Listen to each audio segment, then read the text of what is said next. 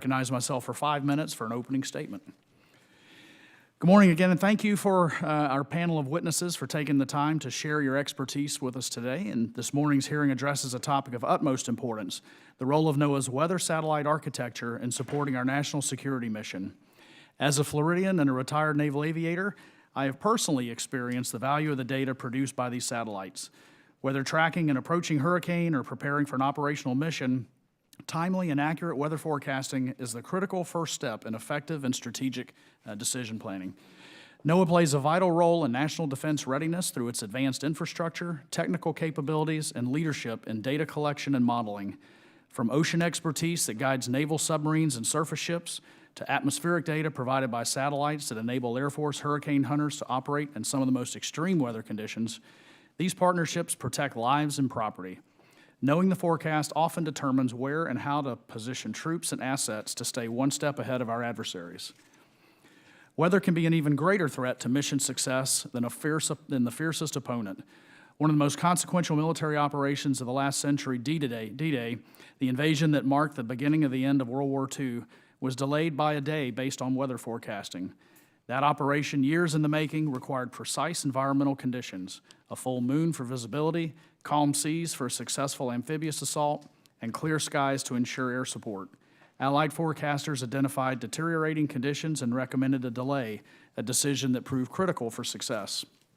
By contrast, weather conditions were not adequately considered during the 1980 mission to rescue hostages in Iran, and tragically lives were lost.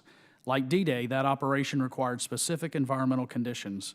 However, vital information drawn from historical weather records never reached planners and decision makers, and the absence of real-time data prevented operators from anticipating a dust storm. Since then, the integration of weather information into military planning and execution has rightly been recognized as essential to mission success.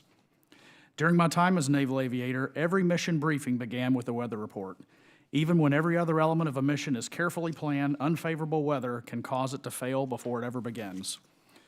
According to NOAA, approximately 95% of the data used in weather forecasting models comes from satellites, providing continuous around-the-clock coverage for the military, civilians, and a wide range of commercial enterprises.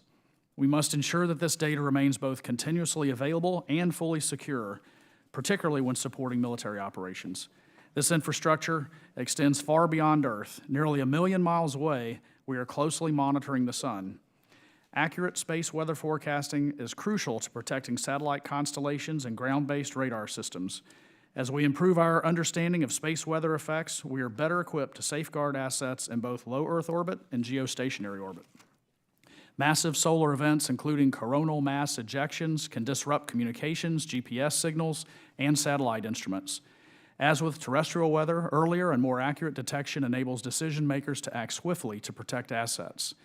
Hearings like these help Congress better understand the vital interconnections among entities whose missions may appear distinct but are deeply intertwined.